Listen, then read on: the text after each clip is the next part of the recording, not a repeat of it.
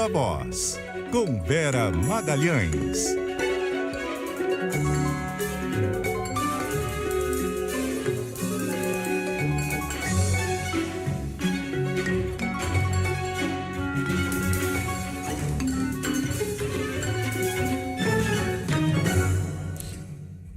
E aí, Vera? Oi, Sardenberg, boa tarde para você, para a Cássia, para os nossos ouvintes e também para quem assiste o CBN Brasil. Vera Magalhães hoje um pouquinho mais cedo com a gente. Boa tarde, Vera.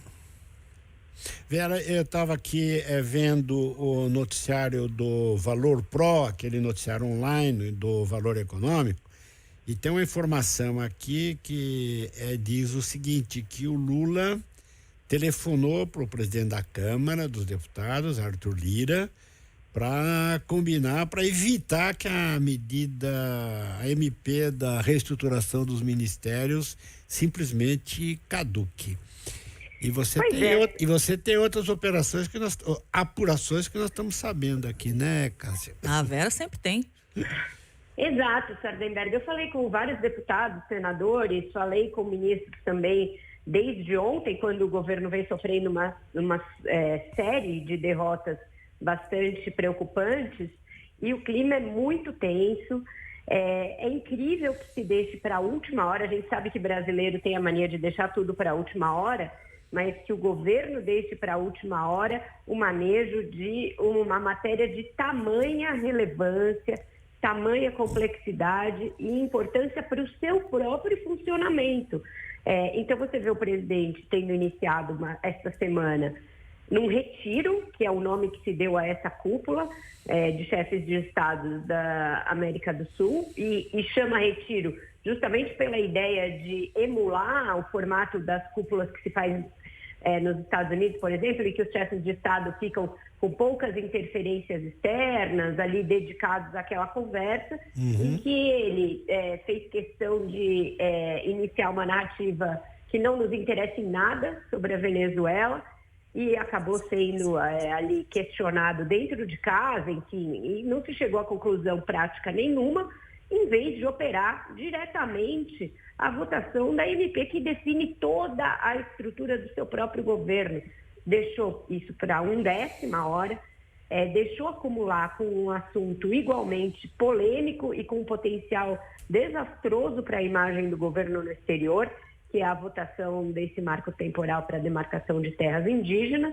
E aí a somatória das duas coisas é tenebrosa, porque não só a Câmara aprovou o marco temporal, passando por cima da tentativa também tardia do governo de adiar a discussão, como tem esse grande risco de se caducar uma medida provisória e ter de simplesmente extinguir uma série de ministérios. Não se sabe o que fazer com vários ministros, caso isso aconteça, se voltam para casa, se ficam como secretários das pastas que vão aglutinar todos os outros ministérios. Alguns partidos simplesmente perderiam todos os ministérios de que dispõem, o MDB, por exemplo. E aí, dependendo muito do Arthur Lira de novo, aquela lirodependência de que eu venho falando aqui, alertando para os riscos dela. E assim, o que eu converso, o Arthur Lira dizendo que está tentando ajudar o governo, pelo que as minhas fontes dizem, só que tem uma informação de que ele teria pedido a cabeça do ministro dos Transportes, Renan Filho, que é filho do Renan Calheiros, seu arqui-inimigo, embora ele tenha negado nas redes sociais que tenha feito isso. Diz que não vai operar dessa maneira, que tem imenso respeito pelos poderes, mas o fato é que é dúbia hoje a posição do presidente da Câmara.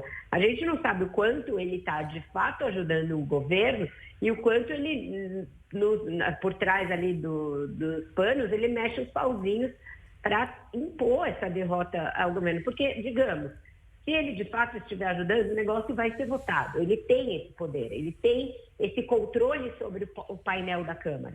Então, se ele de fato quiser ajudar, a MP vai ser votada hoje e aí tem de correr para votá-la também no Senado, a tempo dela não caducar, o que acontece amanhã. Mas é essa dubiedade da posição dele em relação a isso que deixa tudo muito tenso e que obrigou o presidente a fazer essa entrada em campo tardia. Ele deveria ter feito muito antes. O Lula está muito ausente do dia a dia da articulação política. Agora, Vera, deixa eu lhe perguntar duas coisas. Uma, pelo jeitão da coisa, a melhor que pode acontecer para o governo é votar a MP tal como foi relatada no Congresso, com aquele esvaziamento do Ministério de Meio Ambiente, por exemplo. Exatamente. É isso? Nessa linha. Desculpa, eu achei que você tinha concluído. Não, é isso mesmo. Dos males o menor ou muito menor, né, Vera? Exatamente. É nessa linha, por exemplo, que está o Alexandre Padilha desde a semana passada. Na sexta-feira, diante da revolta da ministra Marina e da ministra Sônia, eles fizeram aquela reunião no Palácio e saíram de lá com aquela cara funesta. Se você olhar a foto daquela reunião, é todo mundo com cara de velório, dizendo, nós vamos tentar reverter, mas nos bastidores, naquele mesmo dia, com quem você conversava, que tivesse participado da reunião, não sendo a própria Sônia e a própria Marina, já dizia que Inés era morta.